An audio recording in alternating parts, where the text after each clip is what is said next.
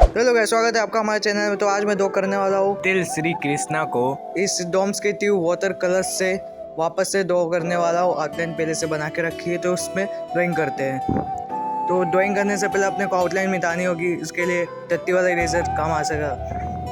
तो आउटलाइन मिटाते हैं। आउटलाइन बहुत केयरफुली मिटानी पड़ेगी क्योंकि पेज डैमेज नहीं होना चाहिए। तो आउटलाइन मिटाने में थोड़ा सा टाइम लगेगा, ज़्यादा टाइम नहीं, बस हो ही गया। तो गाइस मैंने पिंटरेस्ट पे एक बहुत ही बढ़िया रेफरेंस फोटो देखा है जिसमें राधा रानी जी और कृष्णा जी एक ही साथ में है।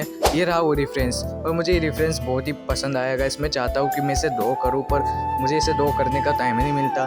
मैं चाहता हूँ कि मैं इसे जन्माष्टमी पर ड्रॉ करूँ, पर अगर आपको भी लगता है कि मुझे ड्रॉ करना चाहिए इसे जन्माष्टमी पर तो आप कमेंट में यस टाइप ज़रूर करना। और अब मैं वॉइस ओवर कर करके थक गया हूँ, तबीयत थोड़ी सी ख़राब लग रही है मेरी। तो आगे का वीडियो आप पीसफुली इंजॉय करो।